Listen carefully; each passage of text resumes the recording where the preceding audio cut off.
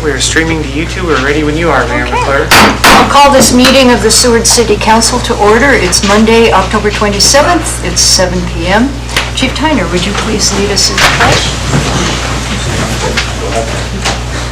I pledge allegiance to the flag of the United States of America and to the republic for which it stands, one nation, under God, indivisible, with liberty and justice for all. Thank you very much.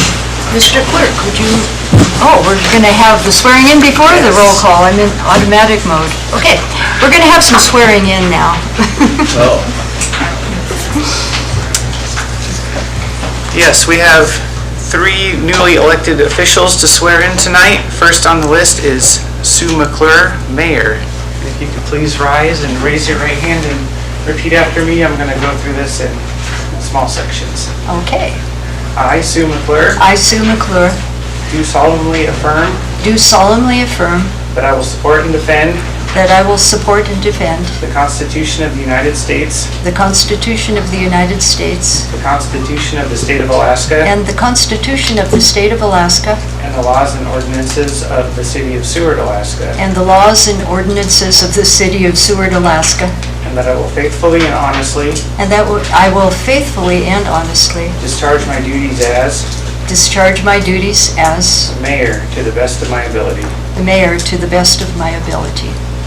Thank you very much. Thank you. And next on the list is Lori Draper. Unfortunately, she couldn't make it tonight. And third on the list is Mike Calhoun. Let's go through this again. Raise your right hand. Repeat after me. I, Michael Calhoun, I, Michael Calhoun, do solemnly affirm that I will support and defend the Constitution of the United States, the Constitution of the United States, the Constitution of the State of Alaska, the Constitution of the State of Alaska, and the laws and ordinances of the City of Seward, Alaska, and the laws and ordinances of the City of Seward, Alaska, and that I will faithfully and honestly discharge my duties as City Council member to the best of my ability. City Council member to the best of my ability. Thank you, Councilmember Calhoun.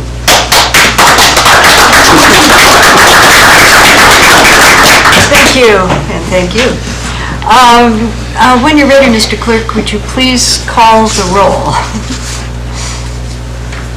Okay, roll call for tonight's meeting. Draper is excused. Osenga? Here. Kreitz is excused. Calhoun? Here. Barnwell? Here. Warner is excused. And Mayor McClure. Here.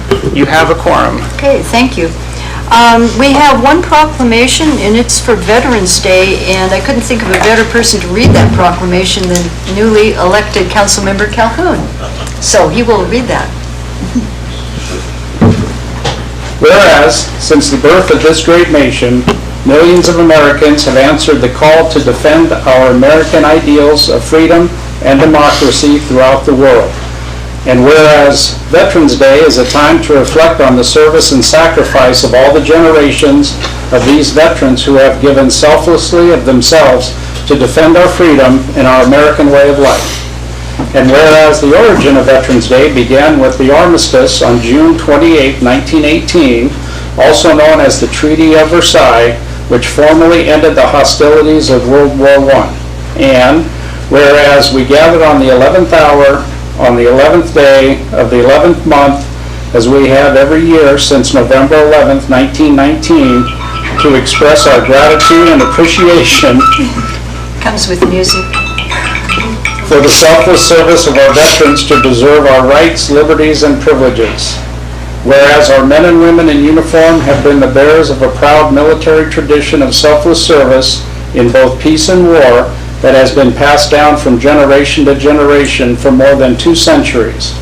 And whereas our community has a fundamental obligation to acknowledge the contribution, courage, and distinction in the face of adversity, the unwavering commitment to America of our veterans of all wars, and whereas it is essential that we salute those who have fought to defend our nation, never forgetting the brave men and women who have made the ultimate sacrifice to ensure freedom for all people. And whereas on Veterans Day, we pay tribute to our veterans from the humble beginnings of this great nation and their families to honor their selfless service with a renewed determination of commitment to keep the promises we have made to all who answered our country's call. Now, therefore, Sue McClure, Mayor of City of Seward, hereby proclaims November 11, 2025 as Veterans Day, and do call upon all citizens of Seward to honor all veterans for their enduring commitment to preserve the highest freedoms and ideals on which America was founded. Dated this 27th day of October 2025, the City of Seward, Mayor McClure. Thank you very much. Did you want to say a few words about this or present it to Planning I will present Commissioner? it to the Commander of the American Legion Postmark. There you go. I wasn't sure which title to give her. Thank you very much. I'd like to thank the mayor, the council, and city clerk for working pretty hard on putting this together. You know, it's always pretty important. We actually have about 275 veterans in between Seward and Moose Pass, and then much more that are assigned or actually, members of the American Legion. So we have quite a few representation of the veterans. And we actually have them from from the Korean War all the way through the global war on terrorism. So there's quite a few veterans that are nestled in throughout town. And you'll find that in a lot of the volunteer organizations throughout town, you'll find a bunch of veterans still volunteering. They volunteered their service when they were in uniform. They continue to volunteer here.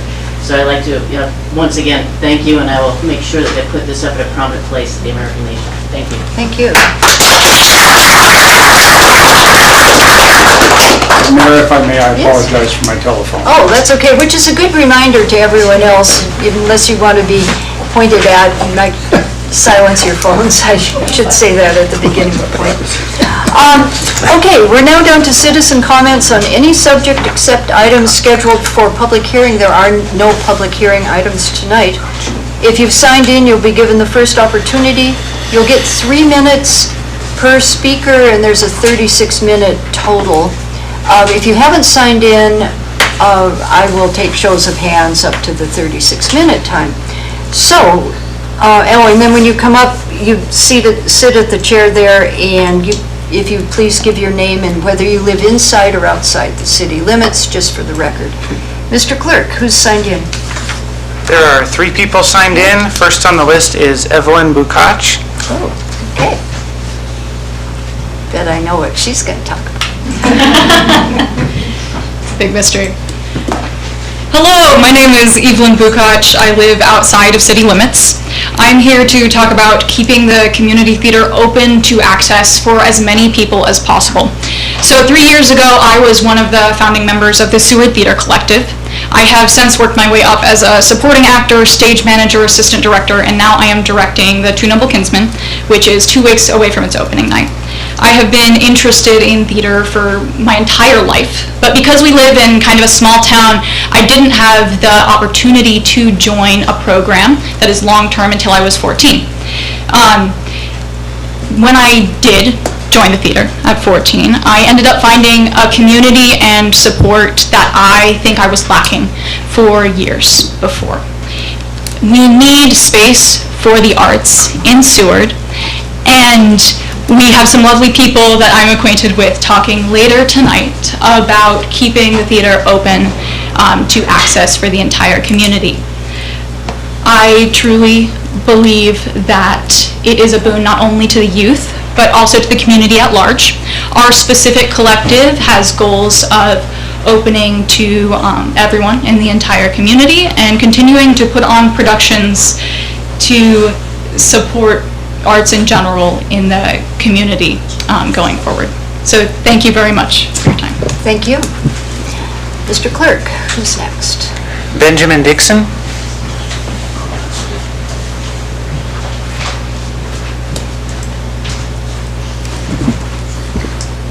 Hello everybody, thank you for having me tonight. I'm Benjamin Dixon. I live outside of city limits. I am the assistant director to our wonderful director Evie over there.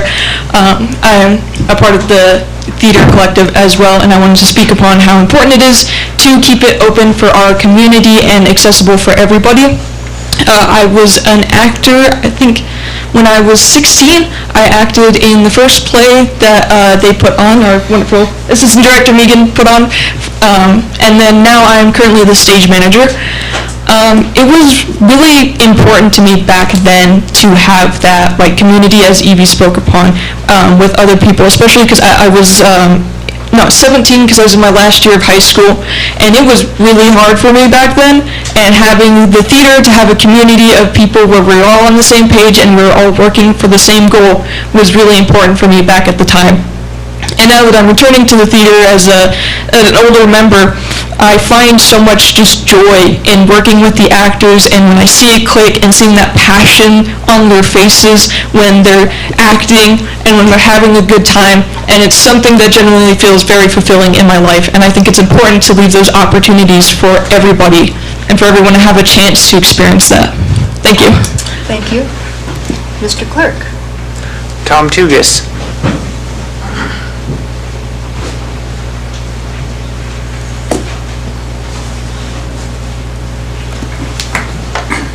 Because I realized how quickly 3 minutes goes, I wrote down a couple of comments. Tonight I'm here to talk about the electrical.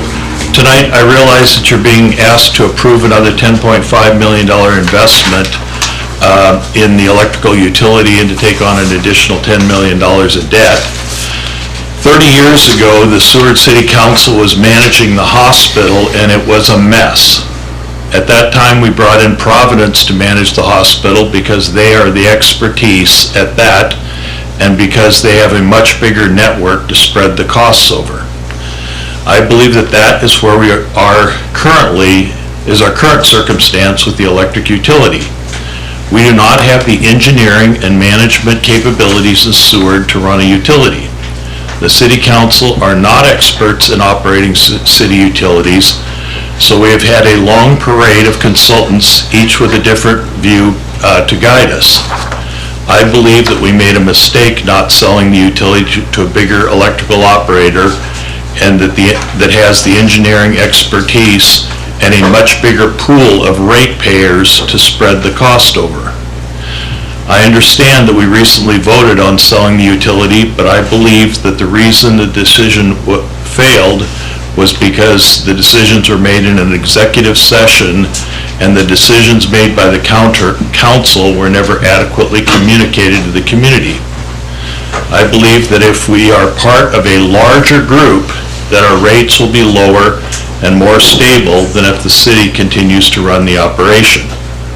I realize that the consultants are promoting a local co-op, but again, we don't have the engineering and management expertise in Seward, so we would still be dependent on consultants with a very small rate pool. Thank you for your time. Thank you, Tom. And that's all that's signed in. So, anyone else wishing to speak? Come on up. You know the drill. Dad was 2nd Marine Raider Battalion, World War II. Thank you for that, Mike.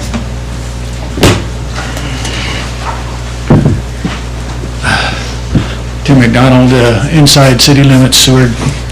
I've been here a long time, born and raised. I haven't spent all my life here, but about 75% of it. And back in the 80s, man, we had it going on with the fish. They would load up in that boat harbor. There'd be 100,000 silvers in the boat harbor. I was sailing with some guys, and we'd go out and just see balls of them there, and of course we were itching to catch them, but we couldn't. And the last opener we had, a commercial opener out at Tonsina, was very lucrative. There was a dozen boats, all of them got 2 loads. That was dogs and silvers, which we threw the silvers back about 10%. And I think we're polluting Resurrection Bay. I think we're turning into a cesspool when we're draining all our sewage in there.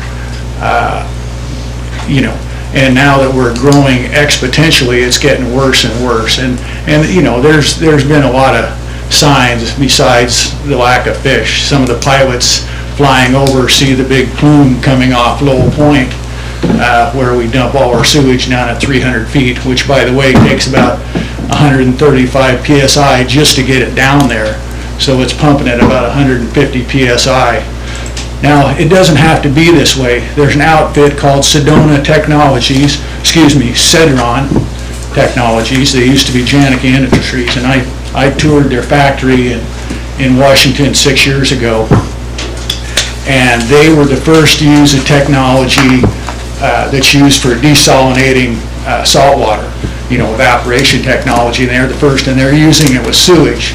And they can evaporate, sewage is 99% water normally, different rates, but general sewage is, and they evaporate it off, and you can actually drink the water that's evaporated off. And then the sludge that's left, they burn to evaporate, to continue cycle. They use that as a fuel. And that burning that sludge is the only thing that kills all the chemicals and the medicines that is one of the worst parts of the sewage, and it's affecting all the fish.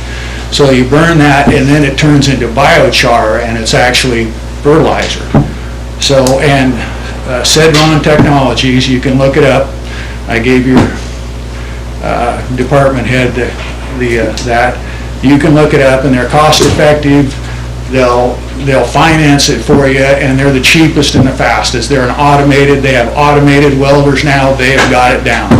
And I was impressed when I went there 6 years ago. I saw the solids. It looks like moss, basically, that they burn, but it's full of chemicals, of course. So I hope you do that for the sake of Resurrection Bay. Thank you, Tim. Anyone else wishing to speak? There is a portion of the meeting at the end where you get another chance to speak on any subject. So, yeah, come on up, Brenda.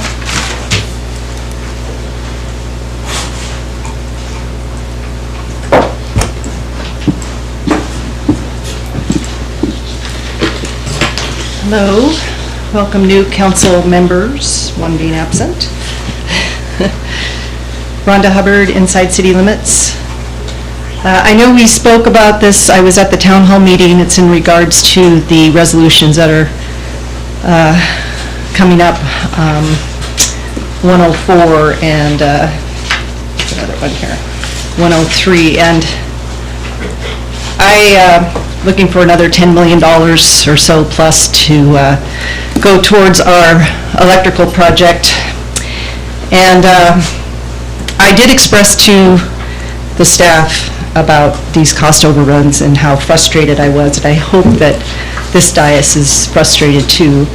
I would really like to see in our town hall meetings maybe a total reflection on this project, where it started. I know that we've been given reports and we've seen the comparisons of what was estimated and what they are, but we're at a cost overruns of about 40% now of the project, the original amount. And it's just, I just hope that we're not going to be encumbering or burdening our residents with an increase in electrical rates.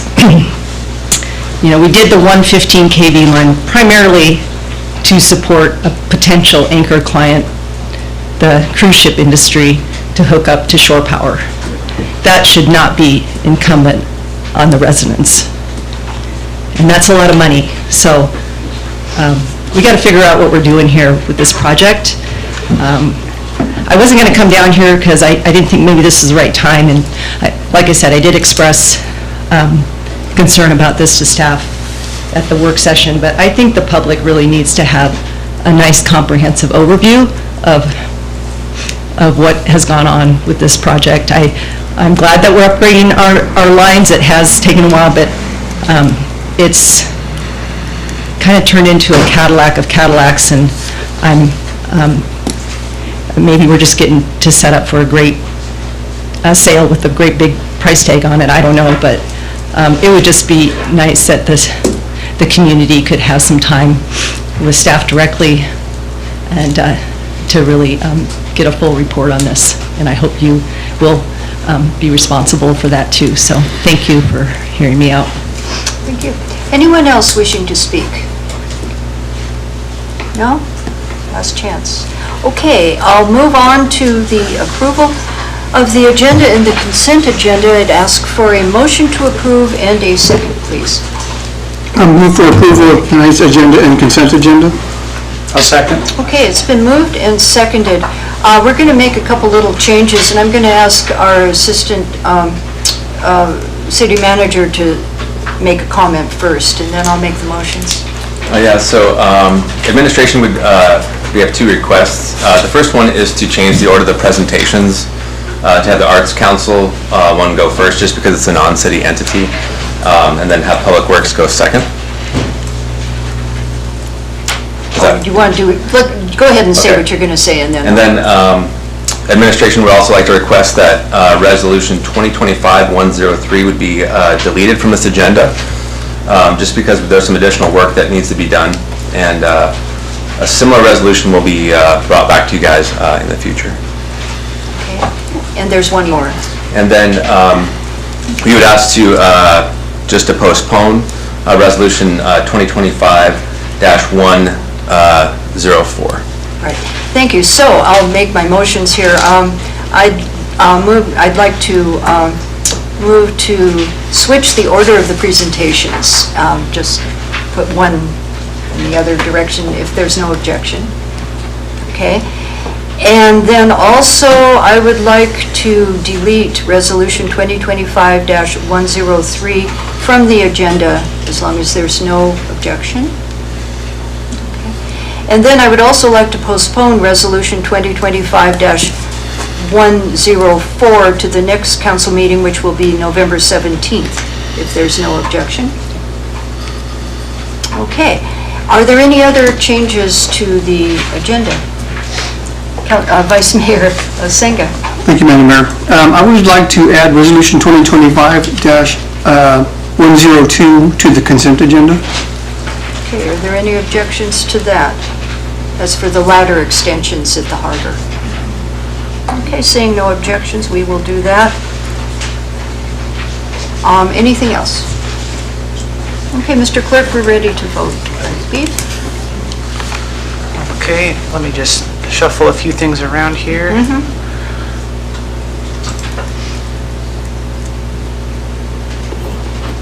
Okay, voting on tonight's agenda and consent agenda as amended.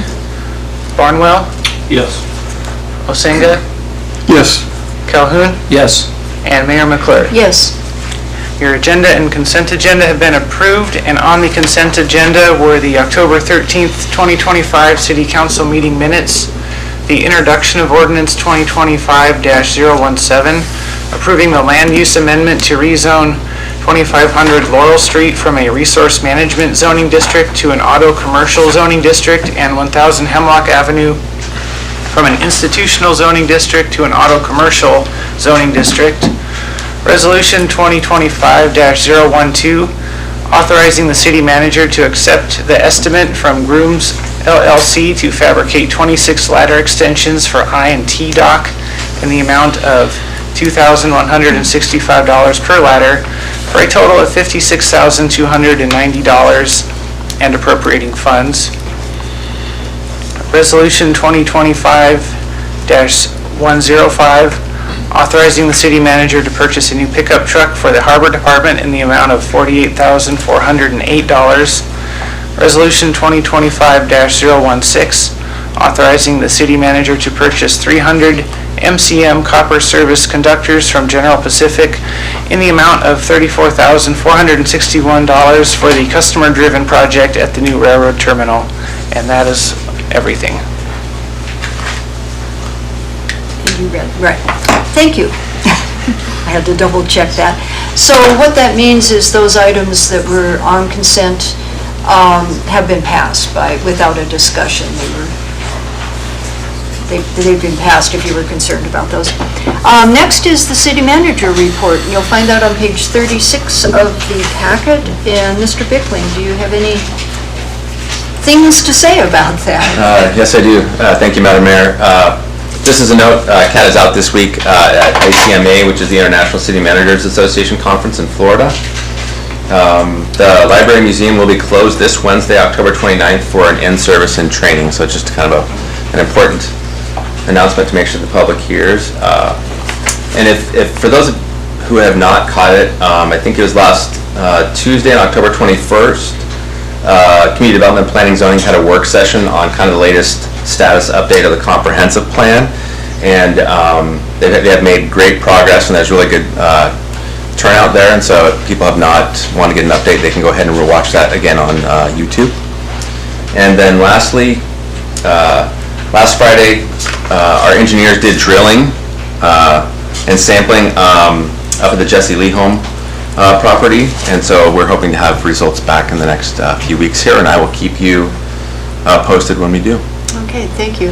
I had asked Mr. Bickling for that update on Jesse Lee Home because still have a bunch of now third graders interested in that playground that eventually will be there, so other reasons too, but that's my... Are there any questions for Mr. Bickling on the city manager report? Councilmember Barnwell.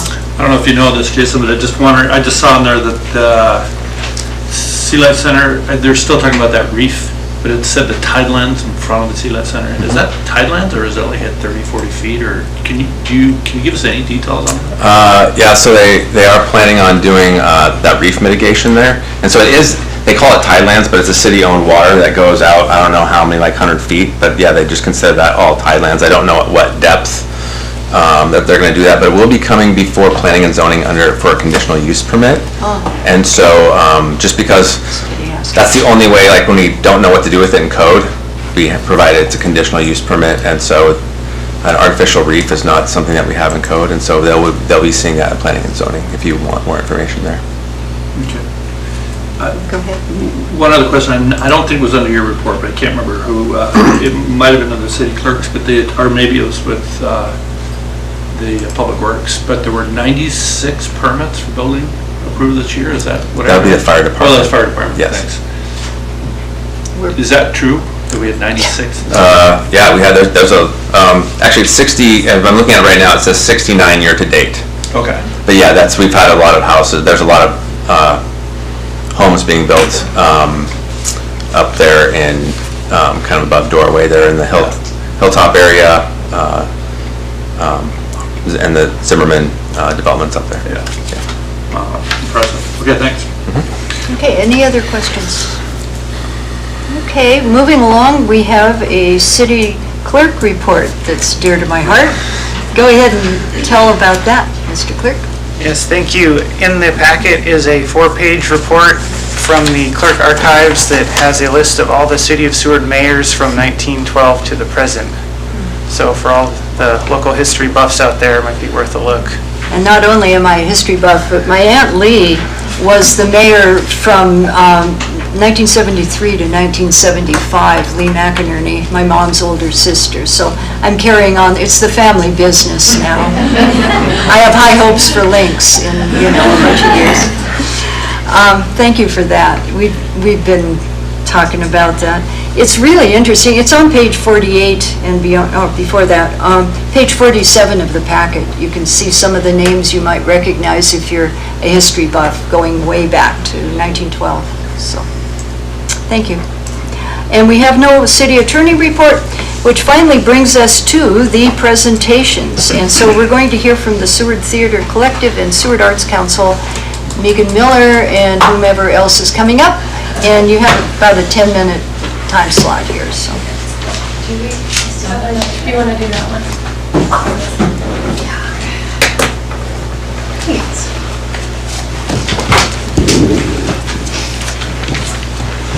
Hello, council members. Thank you for having us today. My name is Megan Miller, and this is Tara Swanson, and we are here to talk to you about the arts in Seward as well as the theater. Sure. Okay, so the Seward Arts Council turns out a really large umbrella. We're kind of realizing how large that is, and especially in the last 7 years or so, we've done a lot of program growth. Oh, you have the remote right there. Oh, okay. I don't know. And our mission is to foster a diverse and thriving arts community, and we are on our way to do that. This picture right here, just before we move on, is a picture of our cohort of students or participants from our music camp this year. We had 41 music camp attendants, and it was very fun. So, a little background. So I'm in charge of the Seward Artists in Schools program. That's one of the umbrellas with Seward Arts Council. We've done, as we've said, a lot of growth over the last few years. One with the Seward Arts Council, where we've been working with local artists and teachers to connect resources to the community. As some context, we've been doing this since 2018. We've dispersed around $70,000 to local artists in our community, and we have provided over 1,000 hours of arts instruction to Seward area schools in News Pass. But there are a lot of limits to what we can do in our current situation and our current management structure, and I will turn it over to Megan to explain that.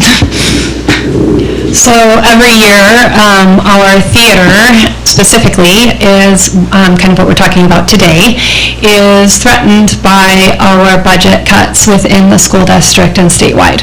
So because of that threat, then we are at the mercy of whether or not we will have funding enough to maintain the building, to manage the building, to ensure safety of the building and access for the community.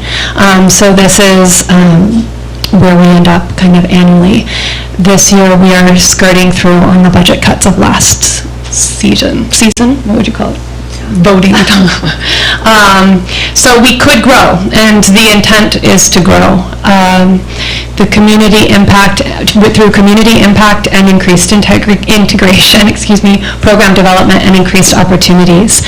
I run the Seward High School Theater Collective, now Seward Theater Collective, we're in our 6th full-length production in the theater itself. Those students call that theater home, and it is a place where we've been able to feel a great sense of pride within our community about ourselves as artists, and just to ensure education and arts education from build to production and backstage and art and all of the things get utilized within each production that we put on. The beginning of my work with the schools was through the Seward Artists in Schools program that Tara Swanson has developed there, and Seward Arts Council. So I'm a big advocate of that program as well, but there's a limit to what we can continue to do without support. We're realizing we're talking before we're sliding. So this is some of our programming in Seward. The photos on the right are from our first residency with Megan. She worked with my students. They did some Shel Silverstein poems. They did a fantastic job. Those little guys are a little more larger now. And then on the left, you see a photo of students helping out with a mural with Jay Leslie. He's done a couple residencies with us over the last few years. In addition to the opportunities for educational programming, the Arts Council has also been a pathway to funding and opportunities for high school students. So this is Lola Swanson. She did a residency with us last year. She was not only able to get on-the-job training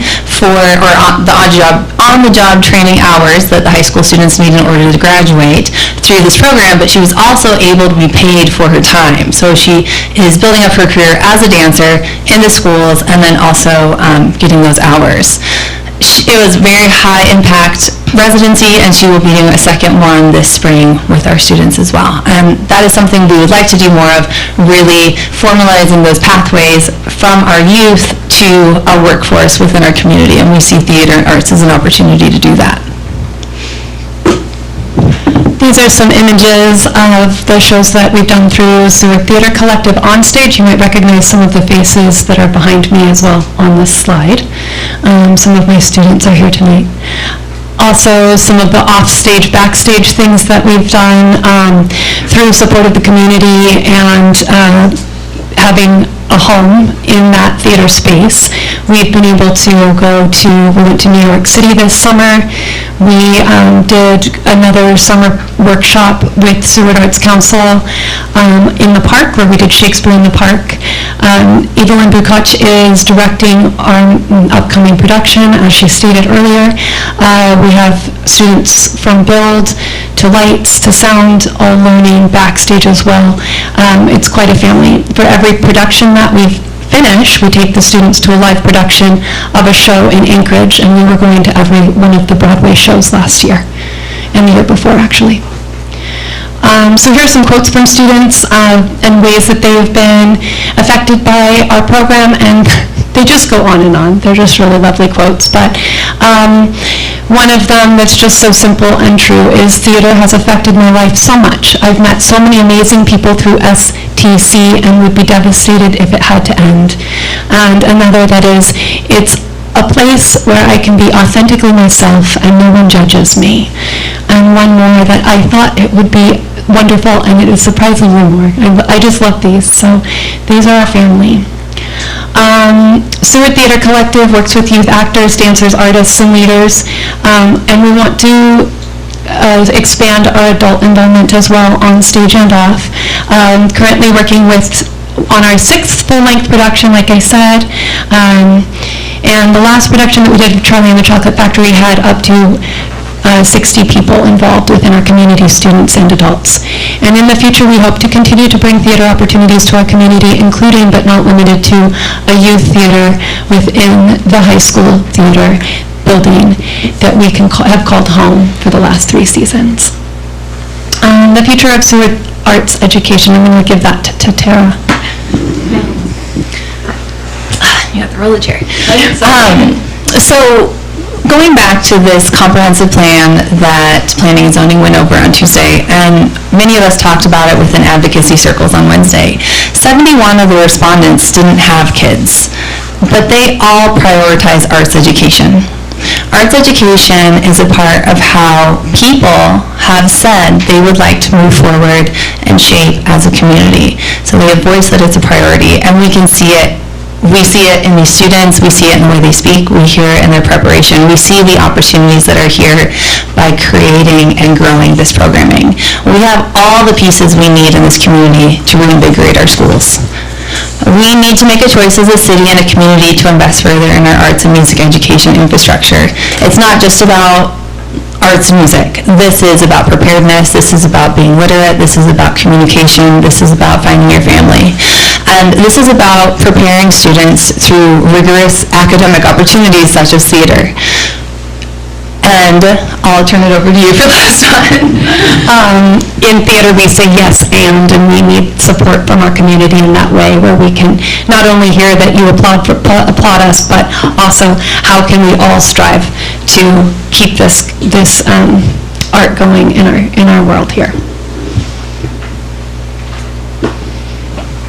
So the ask is, we move to request the city consider a different management approach of our theater that would safeguard access, safety, management, and maintenance. Currently, we have no one managing the theater or maintaining the theater in the buildings. We do not have a theater tech, which was the position that was cut at the beginning of this year. We also would like to ensure access to the entire city of Seward and the community of Seward, so that not only are our students able to access that space, but also that our community can access that space because it desperately needs it. Ensure the access to the community spaces are vital to the growth of education programming and increase community opportunities available to our town. Thank you for your time. Well, thank you very much. Thank you for that. Looking forward to the production. Our second presentation is our Public Works Director talking about the Public Works Department. This is sort of part of the ongoing presentations from all the departments that we've been hearing. It's your turn. All right. Well, hopefully we can bring this up and I can figure it out. I can't promise I'll be as prompt on time as the last one just was. They did a really good job with it. So I'll try to go through what I'm going to give us kind of a snapshot of the Public Works. A lot of the things we do aren't listed, and I can't really go into detail in 10 minutes on what we have here, but here we go. So our mission statement that we keep is mainly just we want to provide the prompt service and maintenance in a cost-effective manner as we go through. So much of our work is we try to be proactive, but with snow, weather, all the different things that happen to us, we have a lot of reactive in ours. So the majority of our work is maintenance, repairs, improvements to city streets, water, wastewater, and our heavy equipment operations in all seasons and weather conditions. So I just kind of threw this in, kind of a fact. This is Albert Einstein's desk when the day he passed in 1955. That's kind of what Public Works, a snapshot of where things change and we go fast, so. Our responsibilities, water and wastewater utilities, street department, including all the winter and summer activities, response to landslides, falling rocks out the different roads, snow avalanches. The city shop does preventive maintenance and repairs on all city equipment and vehicles. Limited municipal building maintenance. We have a couple custodians that do a lot of the janitorial and some minor building maintenance. A lot of the other will try to work out of our other departments, pulling folks, moving them around to help out. Flood control, flood fighting. You see that on the big rain events, whether it's just outside of town or in town on the different roads we have here.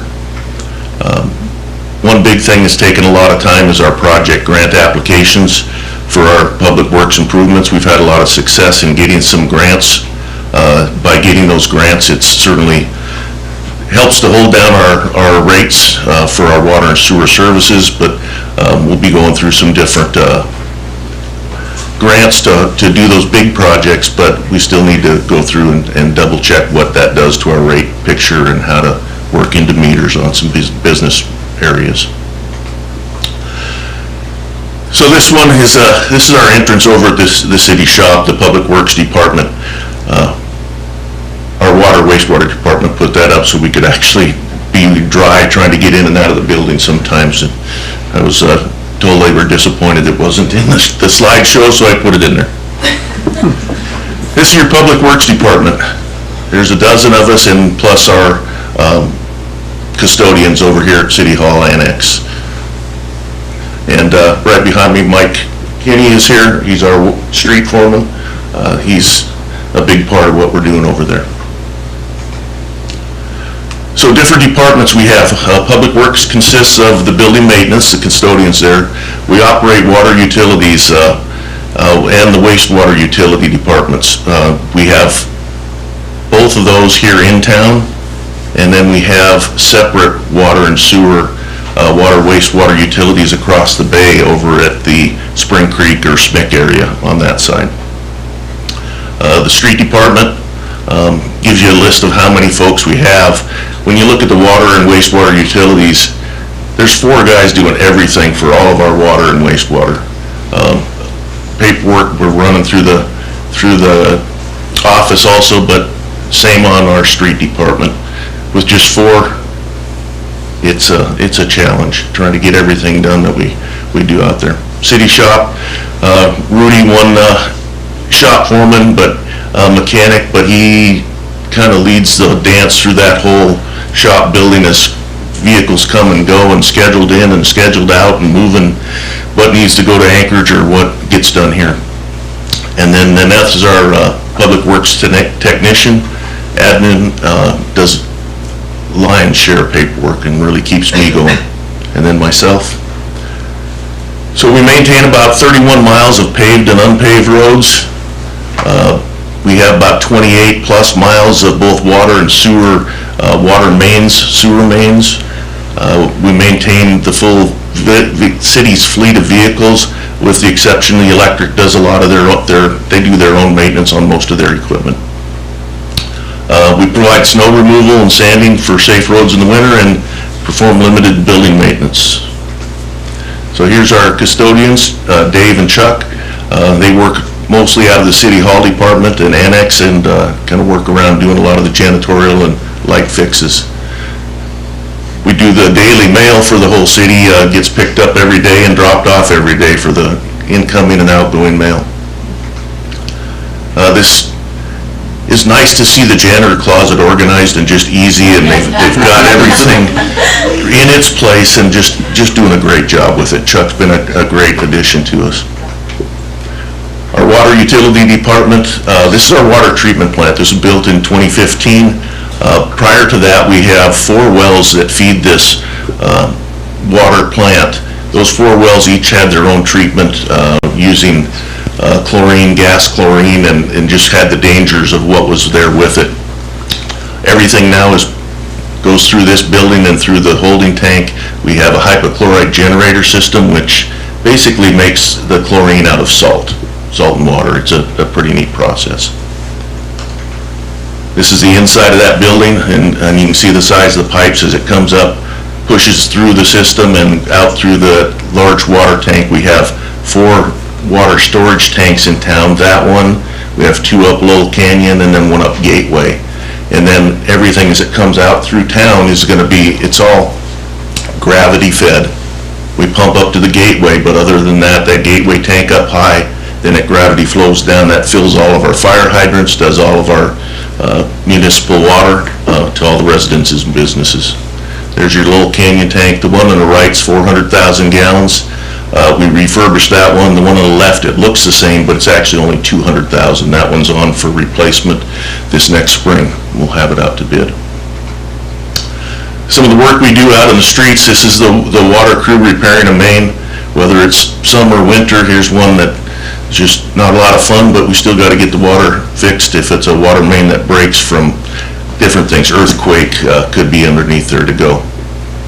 The wastewater utility department or the sewer department, this is out the Lowell Point water treatment facility.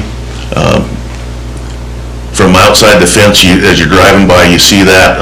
On the right side, you see inside the fence. It's a 2-cell aerated lagoon.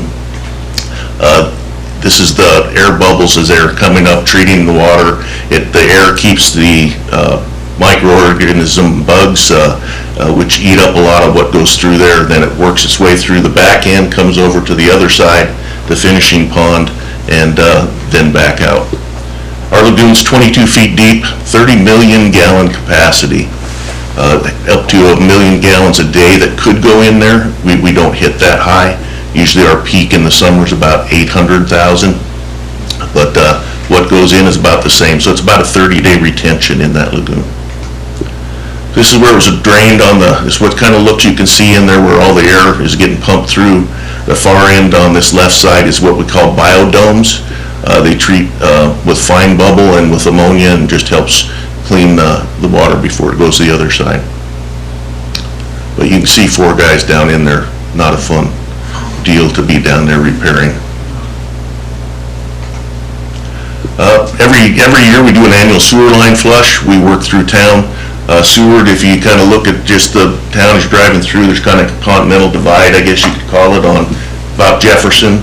So everything this side of Jefferson flows this way, gravity. Everything that side flows the other way, gets down to the harbor, and is then pushed back the other way with pump. It's a force main coming back over till it gets over the hill again. This is our third, or our lift station 3. We had a pump go down, and this is the biggest lift station here. Everything from town comes through this lift station and gets pumped out to Lowell Point. But we had one break July 3rd, which was a panic. Luckily, we had one on the shelf ready, and they jumped right on it, and thanks to our local contractors also to get on after. So we have a duplication but much smaller system across the bay over Spring Creek. We have a water holding tank over there. We have 2 wells which feed this water plant. Right now the fence is torn up. We've got an addition going on this to install a smaller hypochlorite generator system on the other side. So the wastewater facility over there, similar but smaller, aerated basin. You have the blower house there. This is looking from the back side. This actually this morning we had a really beautiful picture out there. Street department, we just got this new sander in this year, thanks to council, everybody. We really needed that. The street guys are out doing pavement. Looks like I'm out of time. Do you want me to keep going? Keep going. Can I have a little bit? Thank you. All right, this is pavement pothole repairs. This machine is it actually heats the pavement with that flat plate that goes behind there. It's an infrared heat. So if we need a bigger pothole, we can lower that down, heat the pavement around it, and then put it all together again. This is a biggie for us in the winter. This snow blower really loads these trucks up. You see them going through town as we're picking up berms, but sometimes we have a mechanical issue back and forth. It's just a lot of work for these things. So if it does go down, we go to the loaders and start loading it with loaders. It's a little bit slower, but it gets it done. Low Point Road, we have some out on Nash Road, but falling rocks coming off these mountains, we, way back the toe of the mountain's cut out. We constantly have these rocks that get across the road, and folks, they call into dispatch if it's after hours, and we respond from there and get somebody out there to clear the roads. This is a new addition this year. This little paint machine we got is certainly, man, it's just been awesome. It saved us a lot of money. We paid for it in 1 year by buying that and using it instead of paying a contractor. City shop, this isn't a great picture. We just painted it this year just because the old blue paint was so bad. Just looked awful, but certainly looks a lot better now.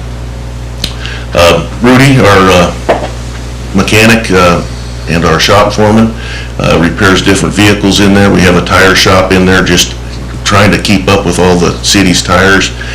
Couple loaders in there, getting some work on it. You can see Buzzy on the front, that to the left there. He's replacing the cutting edges on the front of that bucket. I don't know, a lot of people don't even know we have a rock quarry. Our rock quarry is over across the bay, right over behind the prison. This is, we go through and we usually hire a contractor. We don't do it ourselves. The contractor hires a blasting crew. They dynamite out the sides of the rock and make piles similar to these. They try to get some of these bigger rocks for what their jobs are. Sometimes a byproduct is some of the smaller stuff, and we're able to utilize that on our alleys and some of our roads. It's kind of a byproduct after they crush down to the size they do want. Beth, she does work. She keeps things rolling and keeps me in line. So much used to be paperwork, and we have 6-8 file cabinets in a row, and thankfully we're doing mostly electric now, electric documents. So just an idea of the grants I was talking about we have, if you look to the right side, it's roughly $8 million in grants we've got. We have a little payback on that, but less than $1 million out of the $8 million that we pay back out of all those projects. So water storage tank, there's just a lot of stuff going on that we work with. We're putting new blowers out at the plant and placing some water lines, so it's just a good thing. Oops. I couldn't find one. I'm just taking a selfie, so that was the best I could do. So we do a lot of work with the Army Corps, and for those who may or may not know it, we're replacing the tunnel or adding a new tunnel to what drains Lowell Canyon. We're getting through that. This is the Army Corps doing geotech work up Lowell Canyon. I traveled down to Mud Mountain in Washington State. They have a tunnel very similar to ours, but theirs has granite blocks on the floor. We're going to be going to that on ours. They just wear so much better than the concrete and railroad track we have. Down in Denver, Colorado, Lakewood area, they built a scale model. It's 22:1 of what the size is. So a hole this big actually will be 18 feet in diameter. I figured I'm almost 6 foot tall. That's 3 of me tall is how that tunnel is going to be. But pretty interesting. They were able to put this thing together, build it, put all the flows down, and make sure it tests out good to go down a tunnel. This is what kind of the floor part looks like. It's coming down to the bottom left here. This is just, you wouldn't load more than just a 15-second video. Rocks coming through. Those rocks, the size of them are probably 3-4 foot boulders if you size it for the hole the tunnel is. They were able to put it up to different water levels. We typically are at like 40-50 cubic feet per second coming out of the tunnel, but a good storm for us, it'll get up to, we just got up to 700 on that last one cubic feet per second. Our current tunnel will go to 2,800 cubic feet per second. We put it that, no problem. This new tunnel will go to 8,500 cubic feet per second. And it tested well on that, and we just went over it. So almost there. Public Works, first responder, we're really kind of behind on some things, but police, fire, EMS are usually what's really thought of as a first responder. 2003, George W. Bush declared Public Works as first responders. Basically, lot of times may not just be the very first to get there, but we're usually the last to leave when we're doing these disasters and things. Here's some of the work we do. On the right, you can see that bridge is so close to getting buried with gravel. We don't have much space going underneath it. We have some good work with our contractors here that really help us out. There's a landslide on the left. You can see that whole mass came from the top and just slid all the way down over the road. The one on the right just shows as they're working that, bringing it down. On the left, that was from a helicopter. You can see those little orange dots down there. Those are huge excavators that were clearing that side for us. We all went into emergency operations. That's, at the time, Borough Mayor Charlie Pierce, Brenda Alberg from the borough, and Jeanette, who was the city manager here at that time. So here we go, we're back to the Albert Einstein desk. So I just wanted to bring it full circle, and if you haven't been there to see my desk, there it is. That's the end. Thank you so much. Did you want to just casually mention that you're giving a presentation this month? Or did you know you are at RBHS? At the... Thanks for the reminder. Yeah, so, on the 20th at 7 p.m. Well, it's not November yet. Next. Of November, yeah, well, we're getting there. He will be giving our third Thursday history stuff. He's going to talk about... So November 20, the RBS is going to do a history of the Lowell Creek Tunnel. Right. They're going to put it all up, and then I'll come in at the second half or the second part of it and give a talk about what's going on now and how things are being affected and where they're at. I will be promoting that more, but I just wanted to say, that's really interesting. That's why I let you go a little long, because... Okay, and as long as I take it, there won't be questions, or if there is... Are there questions? No, you can go. Thank you. Thank you very much. Do we need a break before we...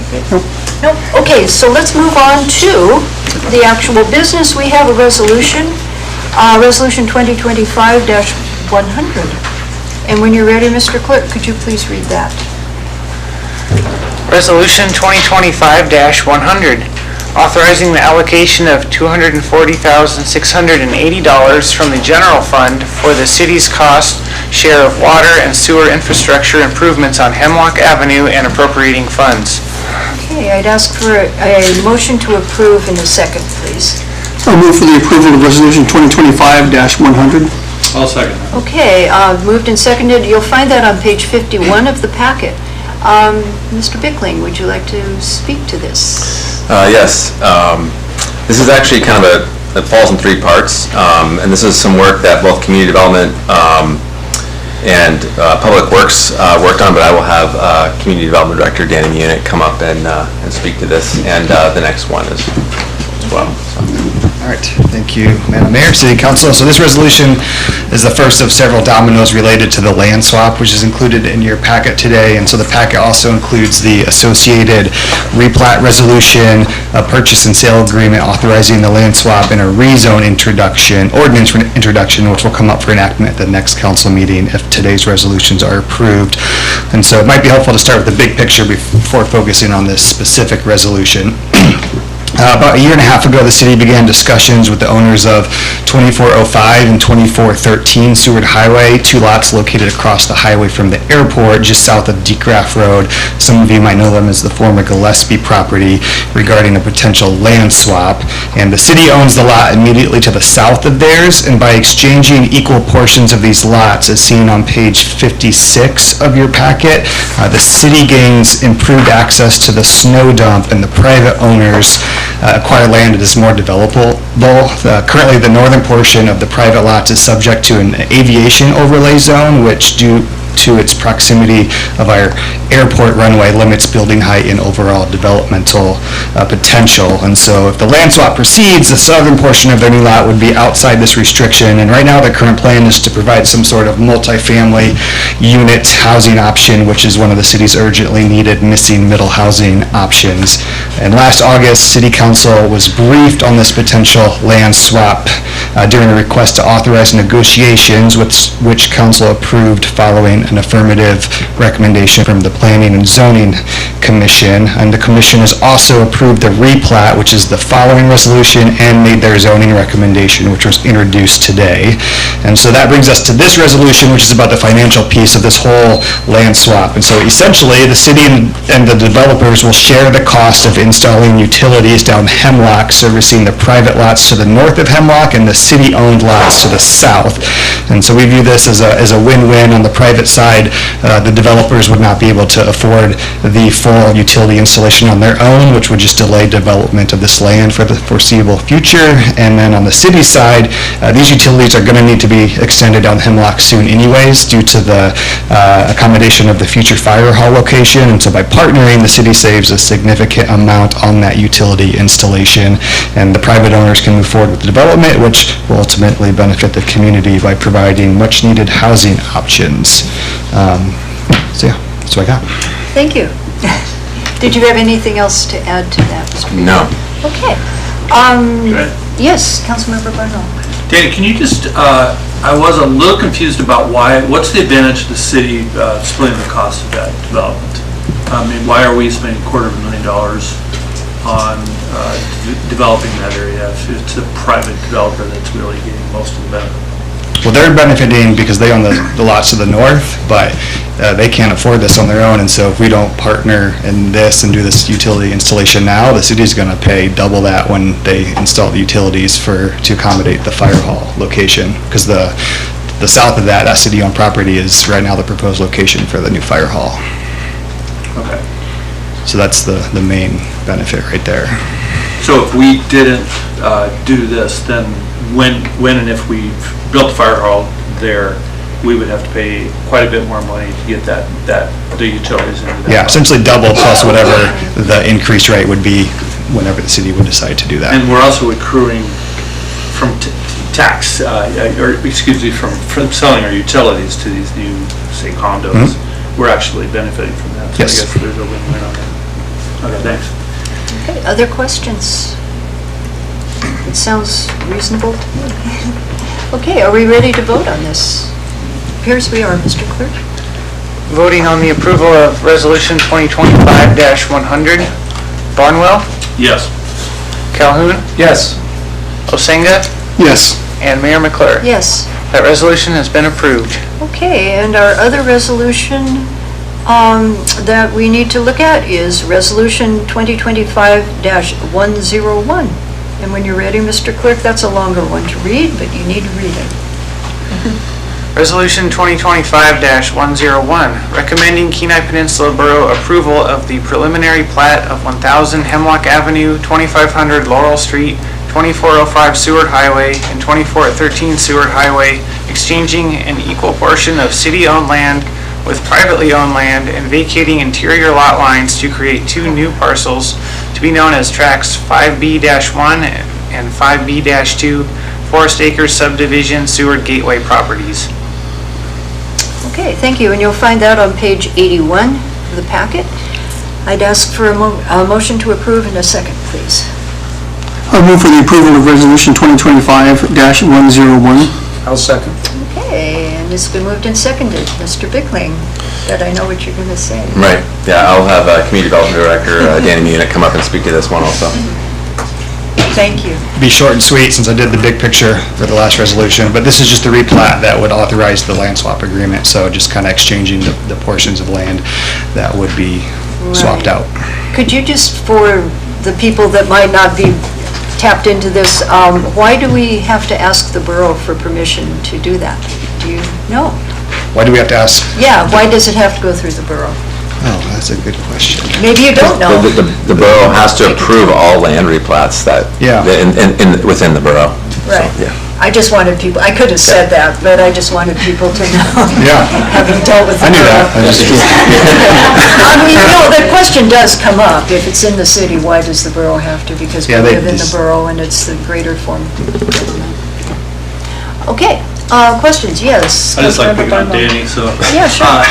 I just noticed that there's a high risk of flood in that area on those lots. So, well, I think they're saying here, tract 5B1 There's a high-risk flood zone, meaning there's a 1% annual chance of flooding, 26% chance over 30 years. Is that true of the Gillespie property also, and is that true of the proposed fire department spot? The Gillespie property, the former Gillespie property, if you look at what's, I think it's on 60, I can't tell, it's kind of double up here, but on 65 they have the red places. If you look on the flood zone there, the Gillespie properties just raised their, they filled it and raised it, which took those portions out of the flood zone. I would imagine that when they, once we do this land swap, they'll actually like fill that portion too, and so that way it just brings it up out of the flood zone there. And then, and we do know our city snow dump does collect water in there, and it's actually a good thing that it collects water in there for that area. It kind of helps disperse some water there, especially once they put the Dick Raff Road, which is basically a levee in there at that point in time. And so, in the Forest Acres campground area, that's a pretty common thing that when construction happens, you're just gonna bring in fill in there and lift that area up. But it's a pretty natural thing to do, just even if it's flat, to build it up so that you're approaching the building like that on all sides. So it's a thing it's done. Go ahead. Just to follow up on that, I recall we talked about ditching that dump road. Is it Dick Raff? It's Dick Raff, right? Yeah. Did that happen? Because I didn't think it. No, we haven't done it yet, just because we wanted to make sure that we were not providing a solution that wasn't addressing the problem. Because if it's groundwater, we had engineers come and look at it. We only have a short window to kind of look at the solutions for that, because you have to kind of research where the water is coming from. And so we have not ended up doing that quite yet, just because we're not really sure if we spent the money to do that would actually solve the problem. And so that was the last I knew about that. But the last status report that we had on that. So Yeah, because last I talked with R&M, who we contracted to look into that. I think in the last month they were supposed to do a more detailed survey. So yeah, they have to do it when the water is like really flowing at certain times, and also too when it's not flowing, to look at where groundwater is coming out from. So yeah. So basically, we're talking about drainage of the lower Forest Acres neighborhood, right? Yeah, but we just want to make sure that if we're providing drainage, it's actually providing a solution. Okay. Yeah. Thanks for the update. Other questions on this particular resolution? Okay, I think we're ready, Mr. Clerk. Voting on the approval of Resolution 2025-101. Barnwell, Yes. Calhoun, Yes. Osenga, Yes. and Mayor McClure. Yes. That resolution has been approved. Okay, thank you. And by putting some things on consent agenda, that pretty well took care of everything. And we're down now to this next page, which would be nominating and selecting a vice mayor for a one-year term. We do this every year. The vice mayor gets re-elected, or elected, I mean. So, do I have a nomination for vice mayor? Councilmember Barnwell. Yeah, I'd like to nominate Vice Mayor John Osenga for another term as Vice Mayor. Okay. We could vote on this, or we could have, are there any other nominations? Seeing none, do we agree on a unanimous election, or do we want a show of hands? Unanimous. Okay. Congratulations, Mr.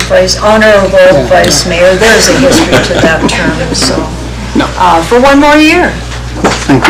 And One more then. because of that, there is more swearing in to be done, so. Vice Mayor Osenga, please raise your right hand and repeat after me. I, John Osenga, I, John Osenga, do solemnly affirm do solemnly affirm that I will support and defend that I will support and defend the Constitution of the United States, the Constitution of the United States, the Constitution of the State of Alaska, the Constitution of the State of Alaska, and the laws and ordinances of the City of Seward, Alaska, and the laws and ordinance of the City of Seward, Alaska, and that I will faithfully and honestly and that I will faithfully and honestly discharge my duties as discharge my duties as Vice Mayor to the best of my ability. Vice Mayor to the best of my ability. Thank you so much. Congratulations.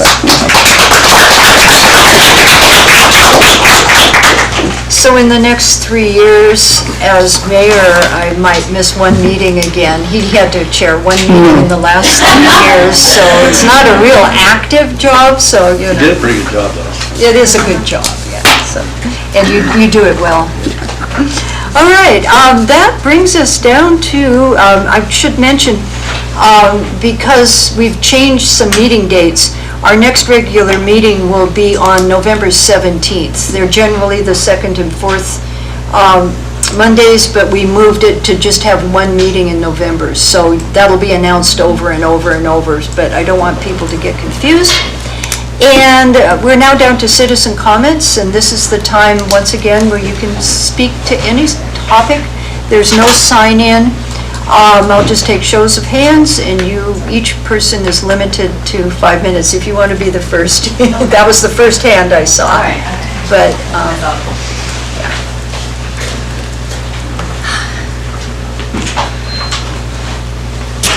Tara Swanson, outside city limits. So I just have a couple things, I'll make it brief. I'm going to touch back on our Seward Arts Council and the presentation earlier. And I guess I really invite the Arts Council and our community at large to really imagine what our community could be like if we embrace these opportunities we have in front of us. Whether we're talking about the future of our electric or our other utilities or what it looks like to work together as a community, it can be very tempting to make reactionary decisions for short-term relief. But we are really in such a good spot as a community and with this ability to work together that I see this as a moment of so much potential, and I really hope that we realize that and make the most of it. And that our values are reflected in the structures and the institutions that we create 15 years from now. Moving to something unrelated. Seward Arts Council is putting on Seward Stories, so I'm going to use my platform to invite everyone to think of a story they have. I know our council members might be interested. I know you all have very diverse backgrounds, or are anyone participating tonight. Our theme for stories is how it all started, sparkbirds, gateways, and unexpected new chapters. And I'll end on that, reflecting on the new chapters that we'll create together and the stories that maybe some of you will share with us at our Seward Stories event. Thank you. thank you. Who else would like to speak? Okay, Tim?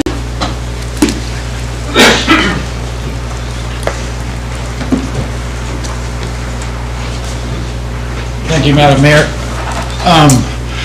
I'd like to speak about the Cedron Technologies a little bit more. These guys are the first ones to do the evaporation process for human waste and the sewer systems, and their factories have robotic welding. They're very efficient. All the modules are already pre-wired, so they just ship the modules and it gets hooked up really fast. They have their own financing thing and whatnot. And also, you know, when they evaporate the water, it's purified, it's pure water. You have to add things back into it if you want the thing, you know, the certain types of minerals that we have in our drinking water. But you can have a water bottling plant with it. They manufacture the water bottling plant too that goes with their water treatment facility. There's a few other things about it, you know, as far as the treatment process, but it's actually, they claim that it's actually will make you money in the long term.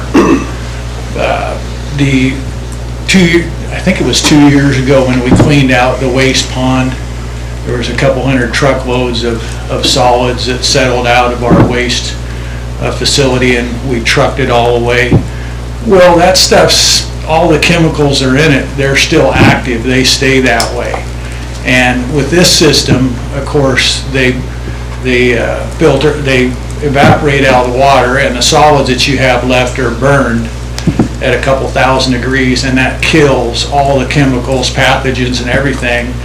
And they call it biochar. Then basically it's fertilizer.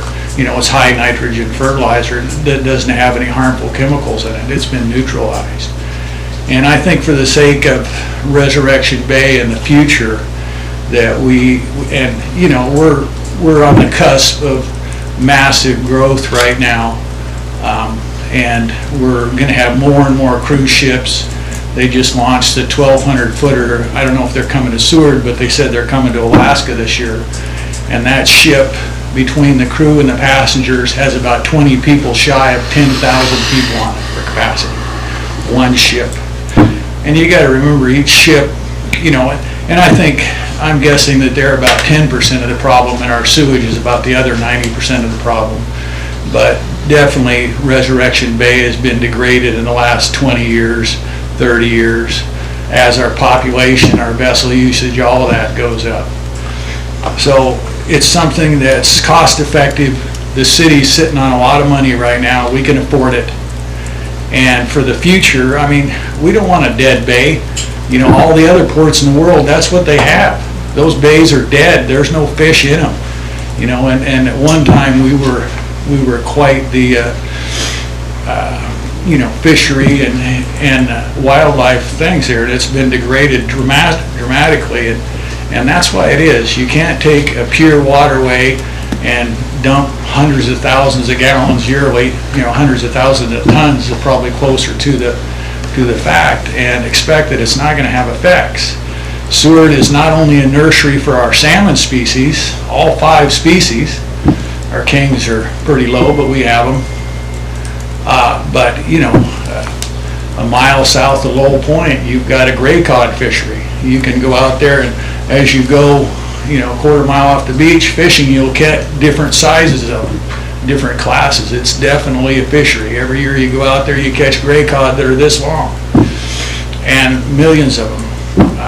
And I believe farther out, quarter mile off the Lowell, or the Canes Head Beach, and a half a mile north of Canes Head, there's a seamount that comes up to 90 feet, and I believe that's a black cod fishery. And these are both important commercial fisheries.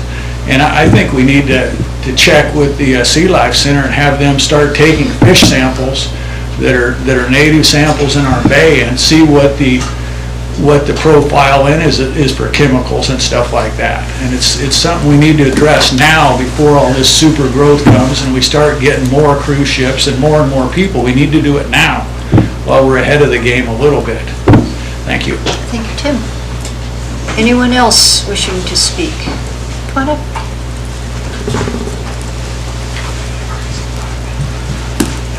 Hi, thank you for the opportunity. I'm Callie Mount, inside the city limits, and I just wanted to address on the record and touch on the exact thing that Ms. Miller and Ms. Swanson were talking about, and that is advocacy for our theater space.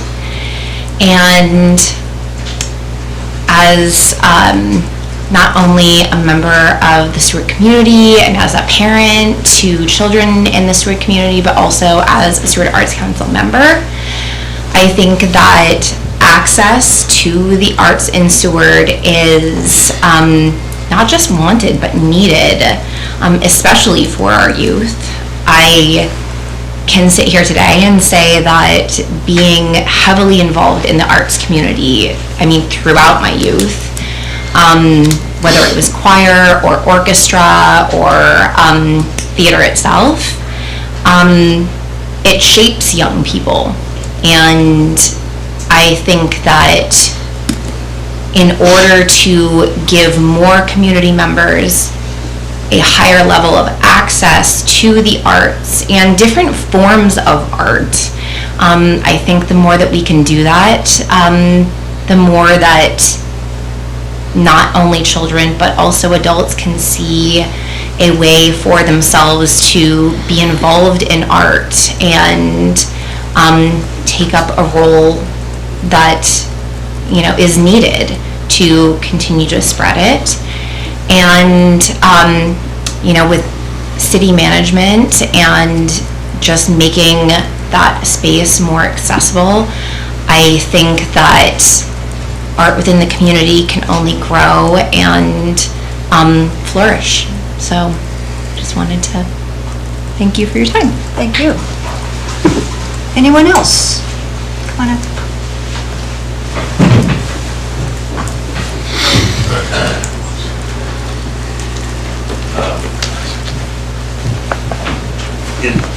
It makes me sad that the school district has chosen to, I guess, attack the theater.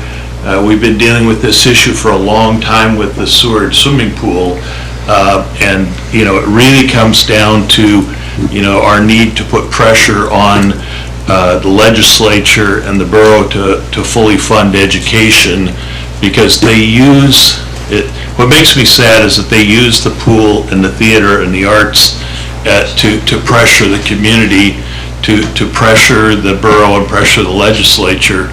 They pick on the things that they know are important to the community, and it just makes me sad. And I see a direct connection between what's been going on with the threats against the pool for years, and now the taking away the theater tech are directly related to one another. Thank you, Tom. Anyone else?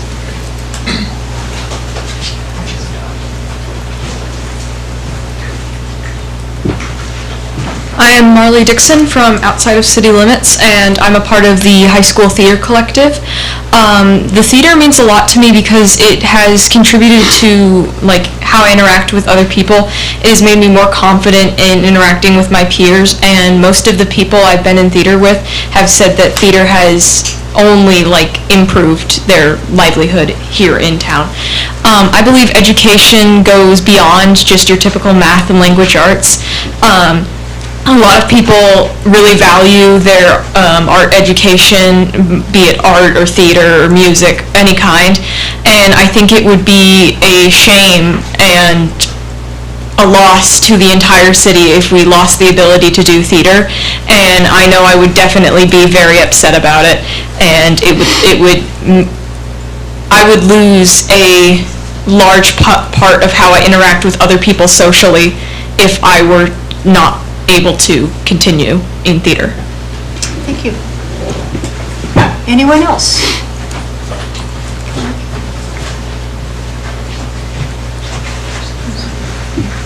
I'm Aurora Bukach from outside city limits, and I also am a part of the theater community. I think I first started or joined theater, I guess, in 5th grade when I was around 10, and ever since then I just completely fell in love with it, and I think it has greatly impacted my life and changed me as a person, and I believe without it a bunch of people would be super disappointed and would lose that opportunity to learn so many different things, because I know I've learned so many different things that I never thought I would even experience without theater, like building and painting from doing sets and speaking in front of a bunch of people.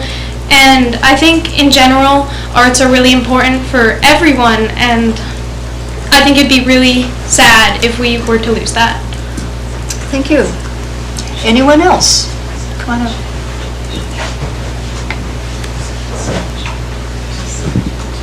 My name is Briley Apple. I live inside city limits. I'm part of the Seward Theater Collective. I joined in Charlie and the Chocolate Factory. That was such a blessing to me. It really helped me hear my own voice, because you have to hear your own voice when you talk. So it helped me accept myself just a little bit more. It would be an utter shame if we lost that, because it's where you can speak freely and express yourself better, and you can really be someone else. I'm a part of the True Noble Kinsmen right now, and I've just made so many friends. I made connections. I'm homeschooled, so I didn't really get out as much. I had friends inside the homeschool community, but there were not reaching out as much. This has helped me reach out and be more a part of the whole Seward community rather than just the homeschooled community. And so if I lost this, I don't know what I'd do with myself. Sorry. Thank you. Thank you. Anyone else?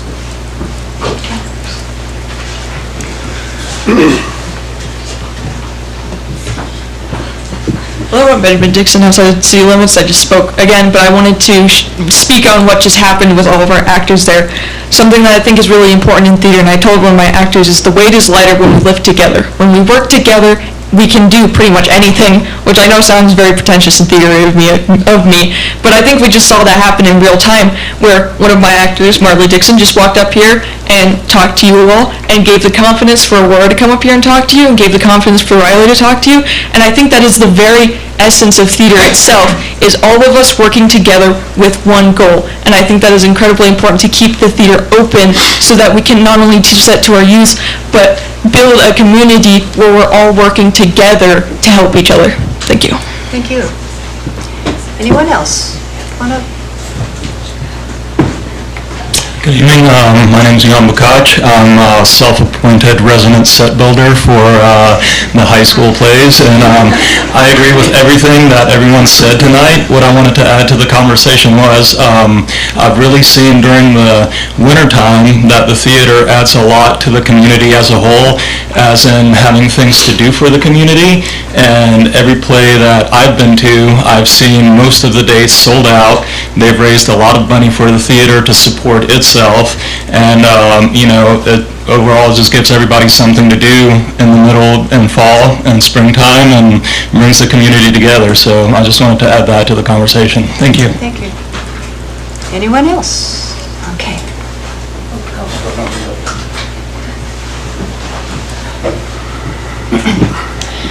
My name is Megan Miller. I am the artistic director for Seward Theater Collective. I began the program in 2022 with our first production, which was a full-length production of Cinderella.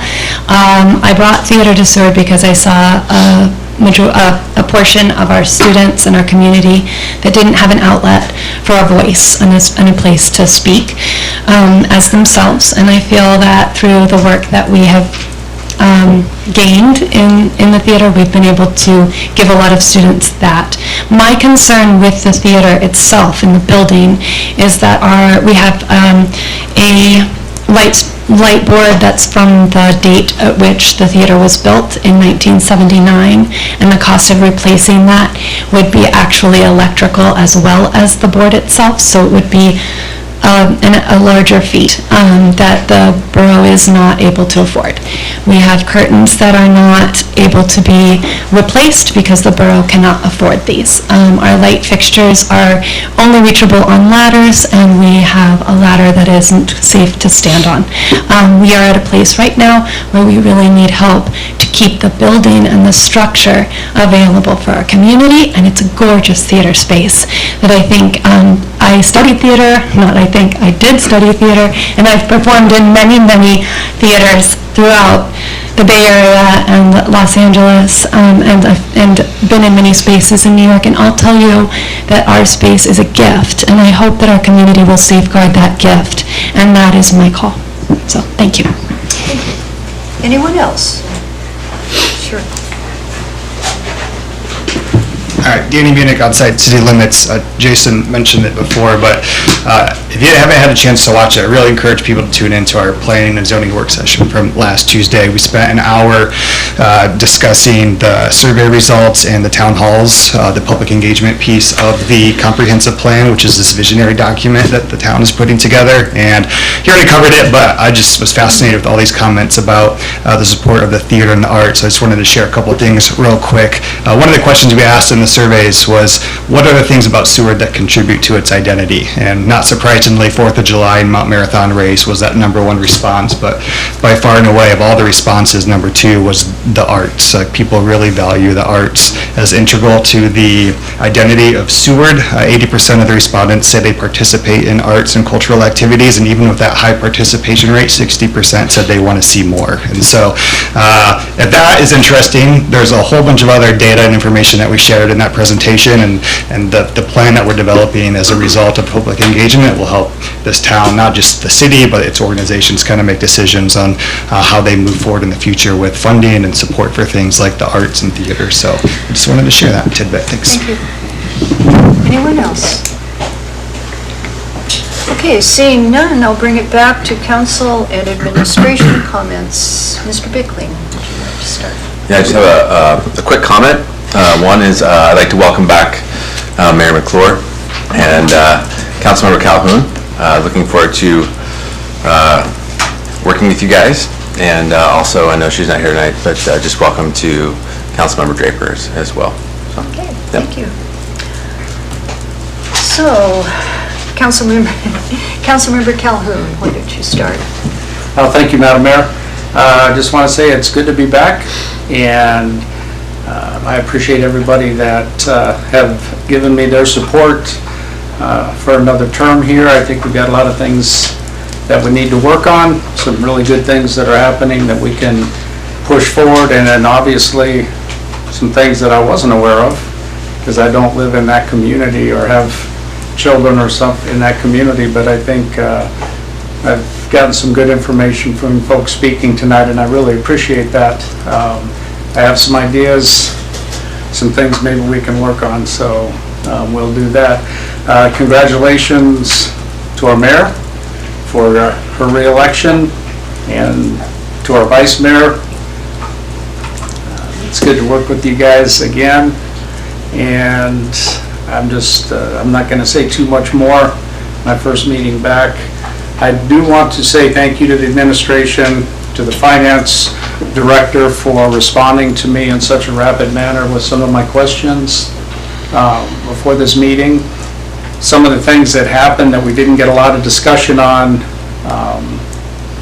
we'll be able to take care of at the next meeting as far as the electrical infrastructure projects that we were talking about tonight that need a little more work, so I'm looking forward to that. And that's all for now. Okay, thank you. Councilmember Barnwell. All right. You didn't write anything down. Good one. Now I get to see what he does. Sit way over there. It's all up here. Yeah, okay, all right. Except for I'm really hungry, so I can't think. I want to say welcome back, Councilmember Calhoun. For those of you that don't know, he's very thorough, and he is astute, and we need this up here. So it's really good to have you back. I also wanted to. I was at the Planning and Zoning meeting on Tuesday, and it was excellent. The community development group have done an exceptional job with this whole program, and it's really exciting to see that data come out. For instance, these people that are testifying today for the arts group, like Danny said, it was clear that this town deeply values their art. When I moved here in '99 from Dutch Harbor, we had a really strong group in Dutch Harbor. I lived out there for 10 years. And we were so devastated leaving Dutch Harbor because part of it was the arts community. I came here with the Port City Players, and it was phenomenal. It's phenomenal. This is a deep history of drama here that they value it, and the arts. I taught here for 15 or so years and saw those arts diminish year by year. I left twice during my 15 years. Once I went to Venezuela for 3 years. I went from a school of similar size with one part-time art teacher, well, one high school art teacher when I left in 2001, to, I think the school in Venezuela had 2 music teachers and 2 art teachers. When I came back here, we saw more and more crumbling of the arts. I went to Burma in 2017 for 2 years. And again, there were 4 to 5 art and music teachers in a school of similar size. And that was in a country that had 40 years of dictatorship, brutal dictatorship. The arts were fundamental to rebuilding these people. They had to have it. It was essential to who they were, and it made a big difference in rebuilding their democracy, or attempts to build their democracy. I've come to the conclusion that really arts are really one of the strongest indicators of quality schools in any town you can ever go. You've got to have it. So I'm a huge fan, and you guys you're great presenters, really good, very brave, so good work, you guys, for doing that. That's it, thanks. Newly elected Vice Mayor. I'll start off with thanks to Doug with Public Works for his presentation tonight. That was pretty good. Also, congratulations to Lori Draper, or Councilmember Draper, and welcome to the council. Welcome back, Councilmember Calhoun. Looking forward to working with you and Lori, and everyone else, of course. Mayor McClure, congratulations on your re-election as mayor.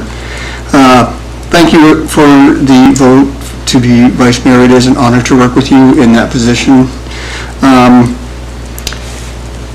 Tomorrow, just as a side note, tomorrow on the 28th at 7 p.m., Seward Community Band will have a mini concert, and we're playing basically 4 songs, and it's going to be a space-themed mini concert, and there will be some refreshments. So if you have time and looking for something to do, 7 p.m. tomorrow at the Seward Middle School, we'll be presenting a mini concert.